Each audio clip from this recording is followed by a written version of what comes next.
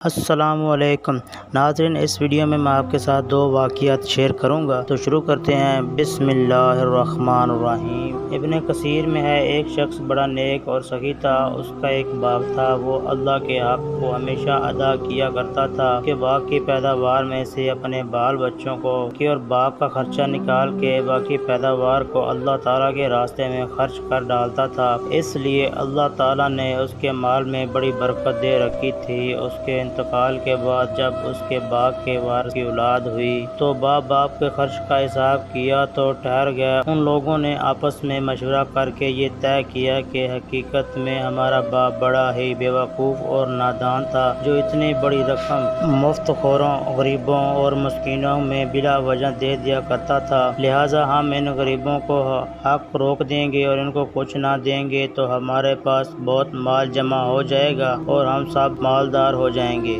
یہ مشورہ کر چکے اور باغ کے پھل پک گئے تھے اور کھیتی تیار ہو گئی تھی، تو رات ہی کو انہوں نے یہ قسم کھائی کہ صبح ہونے سے پہلے رات کے وقت چلو اور رات کو پھل توڑ کر لاؤ تاکہ کسی کو خبر نہ ہونے پائے۔ چلتے وقت پچھلی رات کو ایک دوسرے کو جگاؤ اور چپکے دبے پاؤں چلو تاکہ غریبوں کو خبر نہ ہونے پائے کہ آج پھل توڑنے کا دن ہے، ورنہ اپنے باپ کے دستور کے مطابق مجبوراً کچھ نہ کچھ دینا ہی پڑے گا۔ یہ سب منصوبے بنا کر چپکے یعنی باغ کی طرف چلتے گئے۔ ادھر ان کے پہنچنے سے پہلے ہی اس باغ پر اللہ کا عذاب آیا اور آگ نے جلا کر سب کچھ خاک کر دیا اور وہاں کوئی درخت نہ رہا، نہ کوئی سرسبز کھیتیاں لہلاتی رہیں اور پر نہ کوئی پھل پھول رہے، سب کچھ راکھ میں جلتے جلتے ڈھیروں کے سوا کچھ نہ ایسا معلوم ہوتا تھا کہ یہاں کبھی باغ تھا ہی نہیں۔ جب یہ لوگ وہاں پہنچے تو یہ ماجرا دیکھ کر ہکے بکے ہو کر رہ گئے اور حیران اور پریشان ہوئے۔ پھر آپس میں کہنے لگے کہ ہم راستہ بھول گئے تھے، پھر نشانات وغیرہ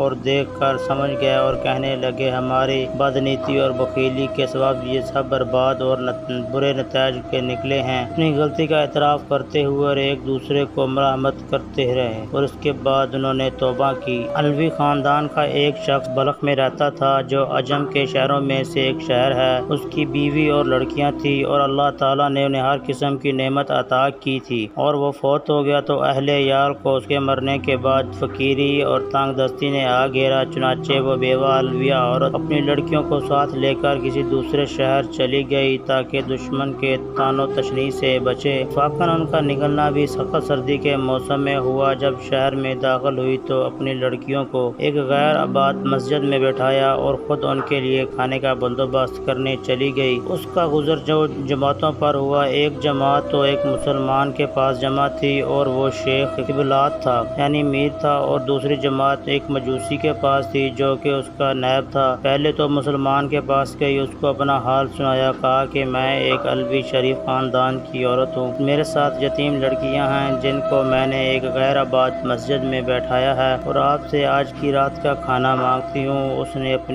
اس نے کہا کوئی گواہ لاؤ، میرے پاس واقعی تو علوی خاندان کی عورت ہے۔ اس نے کہا میں اس شہر میں اجنبی ہوں، اس شہر میں مجھے کوئی نہیں جانتا۔ چنانچہ شیخ البدیہ نے منہ موڑ لیا اور وہ عورت شکستہ دل ہو کر چلی گئی۔ پھر وہ اس مجوسی کے پاس آئی اور اپنا حال سنایا، اس کے سامنے شیخ کا بیان کیا اور میرے ساتھ لڑکیاں ہیں اور میں ایک علوی خاندان کی عورت ہوں، اور شیخ البد کے پاس جانے کا سارا واقعہ بیان کیا۔ مجوسی فوراً اٹھا اور اپنی عورتوں کو بھیجا کہ اس عورت کی اور اس کی بچیوں کو میرے مکان پر لے آؤ۔ پھر ان کو نہایت ہی نفیس کھانا کھلایا، بہترین لباس پہنایا۔ جب آدھی رات ہوئی تو شیخ البد نے خواب میں دیکھا کہ قیامت قائم ہو گئی ہے اور رکھا گیا ہے جھنڈا نبی کریم صلی اللہ علیہ وسلم کے ساتھ ہیں، اور ایک محل ہے یاقوت کا جس کے کنارے یاقوت کے ہیں اور اس کے مرجان یاقوت کے جڑے ہوئے ہیں۔ اور پھر کہا شیخ البد نے یا رسول اللہ صلی اللہ علیہ وسلم یہ محل کس کا ہے؟ آپ صلی اللہ علیہ وسلم نے فرمایا یہ مسلمان کے لیے ہے۔ اس نے کہا یا رسول اللہ صلی اللہ علیہ وسلم میں مسلمان ہوں۔ تو آپ صلی اللہ علیہ وسلم نے فرمایا میرے پاس کوئی گواہ لاؤ کہ تو واقعی مسلمان ہے۔ یہ سن کر وہ حیران رہ گیا تو نبی کریم صلی اللہ علیہ وسلم نے فرمایا وہ عورت علویہ جب تیرے پاس آئی تو نے ان سے بھی یہی کہا تھا میرے پاس گویا لا کہ واقعی تو علوی عورت ہے، اس کے سوا تو اسی طرح تو بھی گواہ لے کر آ میرے پاس کہ تو واقعی مسلمان ہے۔ جب خواب سے بیدار ہوا تو